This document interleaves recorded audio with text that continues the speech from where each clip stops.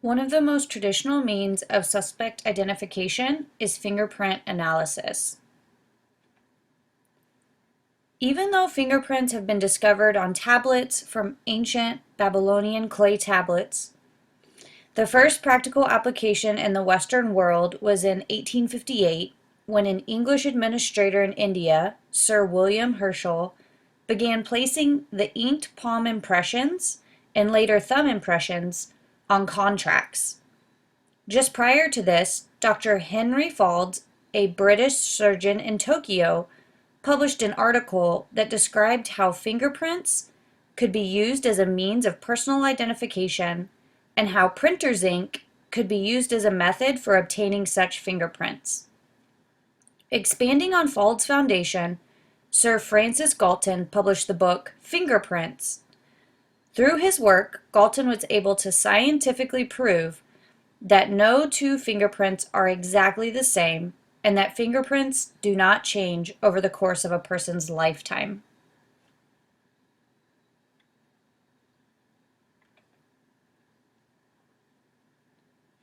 According to criminal investigators, fingerprints follow three fundamental principles.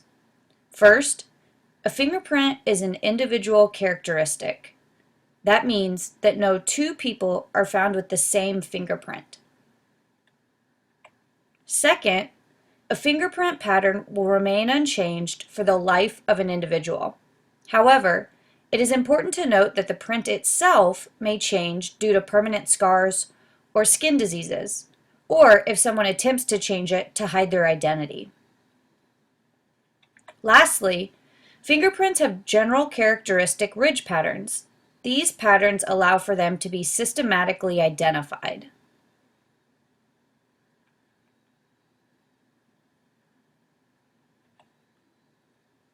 Fingerprints are generally identified by their shape, position in the finger, and relative size. With regard to shape, there are three specific classes: arches, loops, and whorls. These categories are specified further, but you do not need to know the specifics.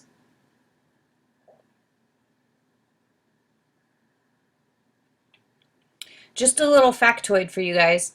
60% of people have loops, 35% have whorls, and 5% have arches.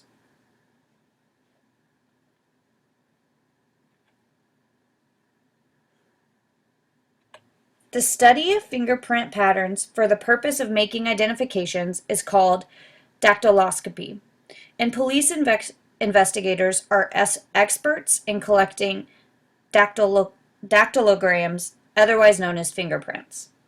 If you are interested in learning more about how fingerprints are collected, your book discusses some of the methods.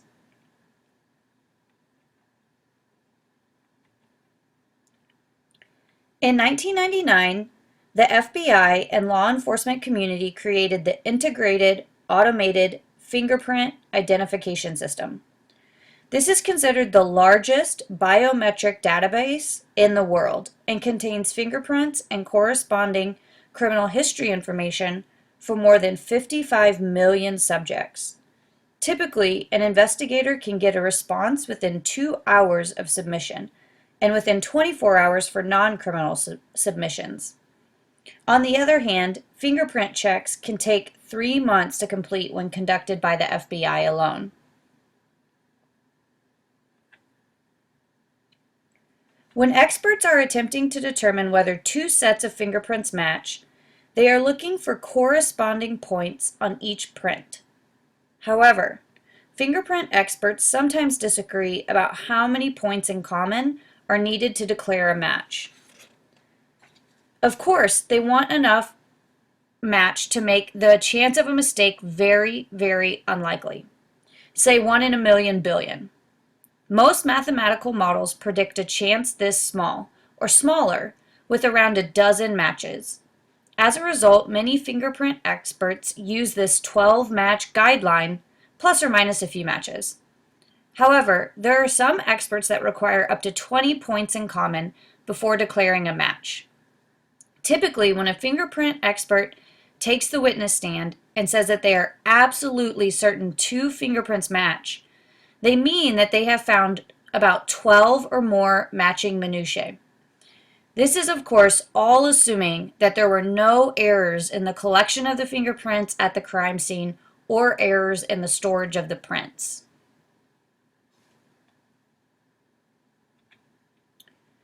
So what happens when experts are wrong? The Mayfield Affair is a perfect example of this. On March 11, 2004, a terrorist bomb attack on a Madrid train station resulted in 191 deaths and some 2,000 people injured.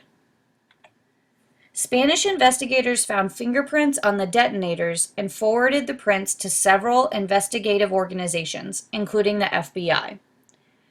After searching its database, the FBI said that they found 100% positive identification for Brandon Mayfield, who was an attorney from Portland, Oregon.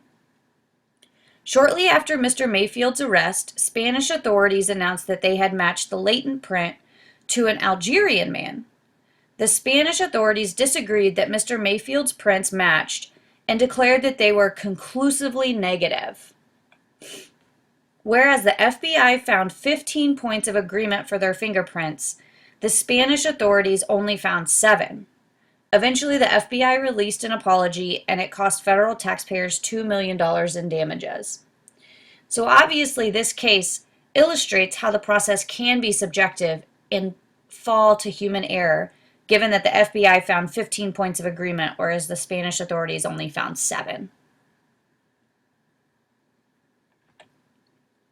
Even though we think of fingerprint evidence as infallible, this is a perfect example of the limitations of fingerprint evidence, the Mayfield Affair, that is. As in the example, what if 2 examiners disagree about a match? How much correspondence between fingerprints is enough to determine a match? This is usually left up to the individual examiner to decide, which leaves the process as fairly subjective. Even though it's based on science, the process can fall victim to human error. Part of this is due to confirmation bias, which is a type of selective thinking whereby one tends to notice and to look for what confirms one's beliefs and to ignore, not look for, or undervalue the relevance of what contradicts those beliefs. In fact, studies have shown that fingerprint experts are not immune from these errors. In one study, six fingerprint experts who represented a combined 35 years of experience in examining fingerprints were put to the test. They were asked to provide an opinion on some prints which were actually sets of fingerprints they had previously assessed in past cases. Through all of the trials, the experts changed their opinions on 6 pairs of fingerprints, and only 2 of the 6 experts were consistent across all of the trials, meaning that only 2 experts came to the same conclusions that they did previously.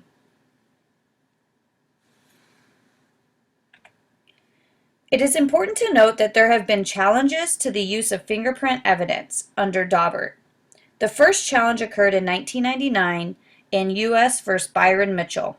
In this case, fingerprint evidence was obtained from a getaway car that was used in an armored car robbery. The Court of Appeals held that fingerprint identification satisfies the standards for reliability established in Daubert, but acknowledged the scientific weakness in the following statement. Fingerprint evidence is often all that is needed to convict a defendant, even in the absence of any other evidence of guilt. Unfortunately, our societal acceptance of the infallibility of examiners' opinions appears to be misplaced. Such fallibility, in light of society's trust in forensic certainty, opens our courts to a great risk of misidentification. Since the first cases in 1999, there have been approximately 40 challenges in state and federal courts. Despite the previous acknowledgement of the fallibility of fingerprint identification by some courts, none of the challenges have been successful. Overall, the question this all raises is whether someone should be convicted solely on fingerprint evidence that, as we discussed, is subject to human error.